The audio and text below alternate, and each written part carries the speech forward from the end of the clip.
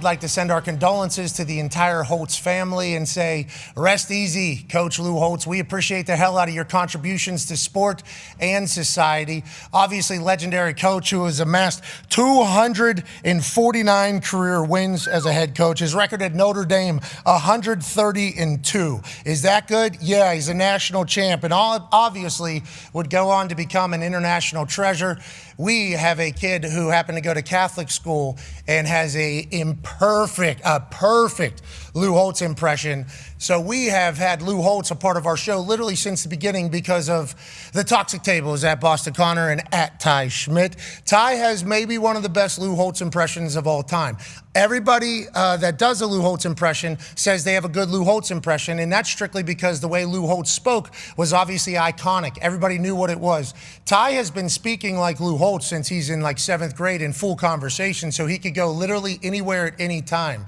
And we think that we have been told this, and we think this is a true statement, not just something being put out there. Coach Lou Holtz was impressed with Ty. I think there's been a lot of people who have done a Lou Holtz impression, and I think he was impressed by Ty, so much so that he joined our show, obviously, for that iconic moment up there at Notre Dame, which would inevitably start a massive back and forth between him and the head coach of Ohio State, Ryan Day. And through it all, we apologized to him and his team, and the only response was, don't you worry about it. Lou Holtz was a dog. We are very, very grateful for him, his contributions to our show, and what he has done to me. He would send messages through his people to me that were like, just keep talking until you figure it out, brother. And it's like, Coach, you're coaching me up. You don't even know it. I wish I could have played for him. I think the football world will miss him. And rest easy, Coach. You're the man, dude. Honestly, you done good. You done good, buddy. We love that you are the athletic director for Notre Dame, not only because of how good you are as a businessman and how you see things, but also because you're a player there who happened to play for one of the most legendary coaches in the history of society. We would like to pass on our condolences to your college coach for your college coach Lou Holtz's passing. And when we reached out, I thought we owe Coach Holtz a little bit of love, and there was no other person we thought should maybe come on and talk about him a little bit than you. So thank you for making time. And is there anything that you think people should know about your coach and obviously Notre Dame legend Lou Holtz? Yeah, and you mentioned punter. I was, unlike you, I was a horribly failed punter. I was a walk-on for a half a second under Coach Holtz. And, my dear friend Craig Hentrick, who you know well, was who inspired me to give it a go. Quickly realized when I showed up on campus that I wasn't Notre Dame material, but Craig, took me under his wing, and I had a chance to participate with the team for a short amount of time. But the real value and treasure of those moments, particularly the second semester of my junior year in spring training, where I spent so much time with Coach Holtz until another injury did me in, just to get to know him. In my life, Pat, I grew up such a Notre Dame fan. So many people from my family went to Notre Dame. He was a mythological figure. I mean, I quoted Coach Holtz in a speech I gave at my high school graduation.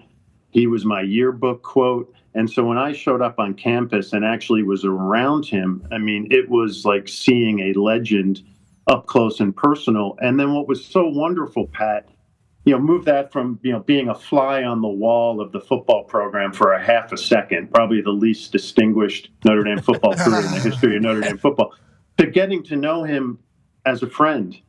And to having him in my life, particularly the last, I'd say 15 or so years, we became really, really close. And he just had an unbelievable way to inspire people, to make you feel just valued and important and loved. And just, a little thing like he was on a flight with my family coming to a Notre Dame game, and he sat next to my son, Arthur, who's now 15. He was probably around 12 and a half, 13 at the time. And Coach Holtz, 2 weeks later, this unbelievable letter came in the mail to Arthur about what a great young man he is and how he looks forward to following his future. And he knows he's going to go to Notre Dame. And, we have that framed on my son's wall.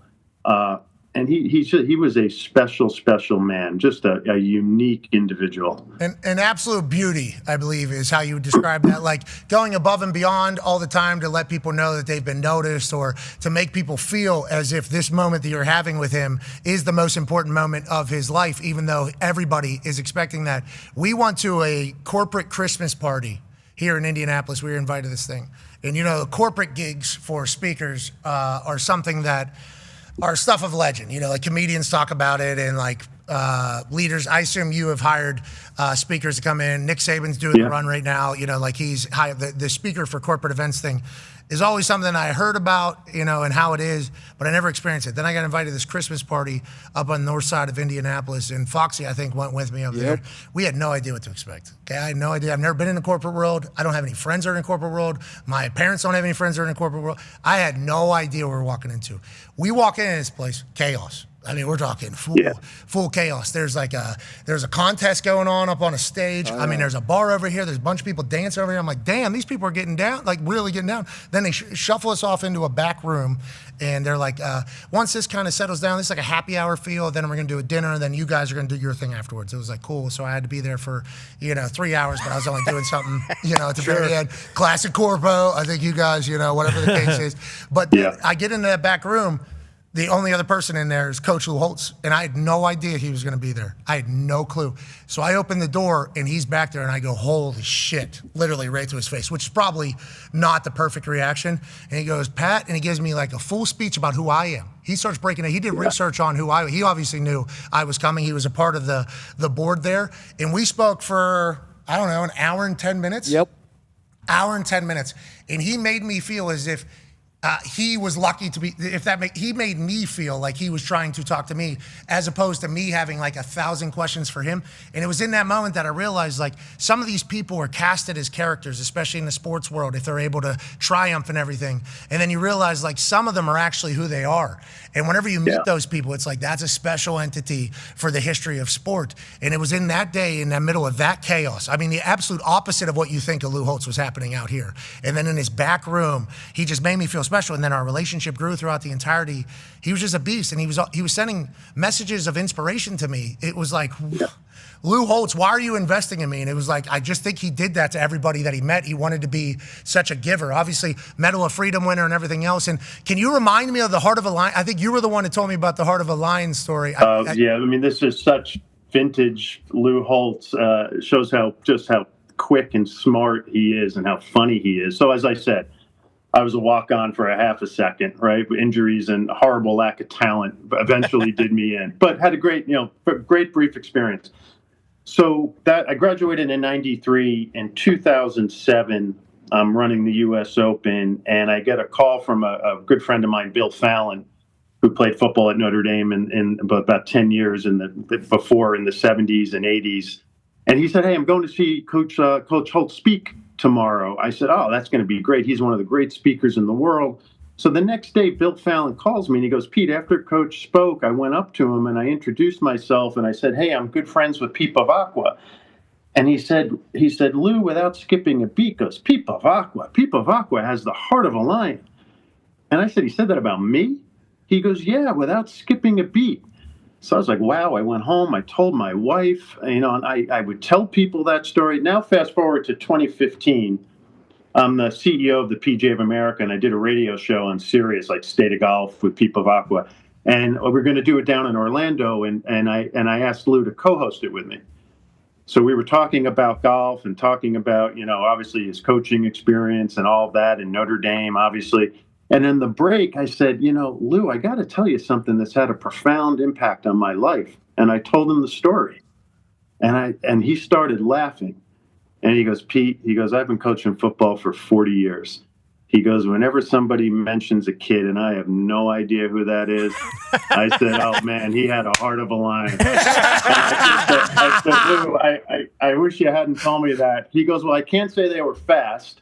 He goes, because maybe they were a 300-pound lineman. I can't say they were unbelievably strong because maybe they were the field goal holder. He goes, but I could always say heart of a lion. So I said, oh, man, you just crushed me. No! But hey, if you ain't first, you're last, Right. Yeah, I mean, that is. And I've told that story, and he was one of a kind. And the amount of people yesterday, like unbelievable Notre Dame players, like you talk about, the Rocket and Rick Meyer and Ned Bolcar, Mike Stonebreaker. I had a great text exchange with Ned Bolcar yesterday. The impact he had on these young men at the time who, were true Notre Dame football players, and the love they still have for him all these years later, and the life advice, not the football advice, but the life advice that Lou gave them year after year after year, the connections he made, whether he was a master motivator, he's an unbelievable public speaker. But I think the beauty of Lou Holtz is, like you said, in those one-on-one moments when he just kind of looked at you and, could just give you the best words of advice. And it was genuine. He was always genuine. Yeah, we lost a good one, man. We did. We lost a great one.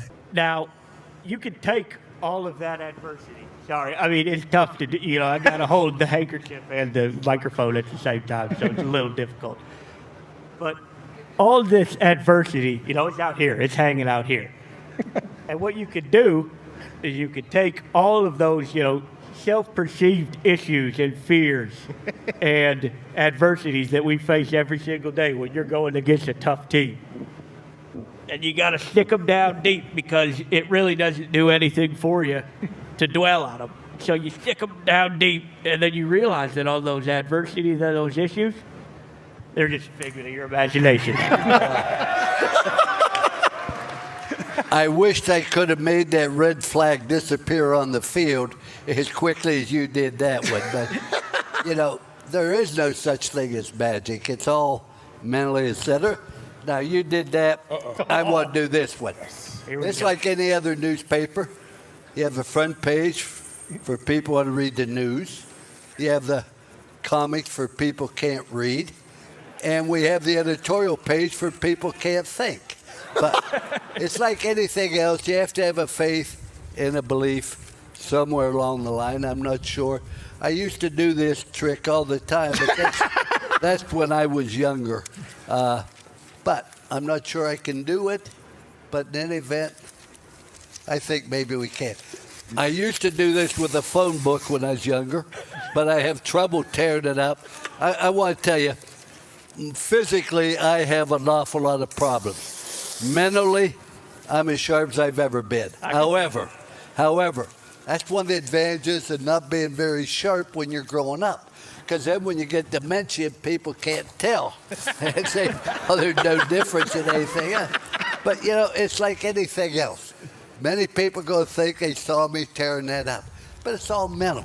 If you really have a strong faith and a strong belief in what you do, it can work out. My God. Hell yeah, Coach. Somebody said, how do you do that? Perfectly, I thought. But in any event, that doesn't matter. But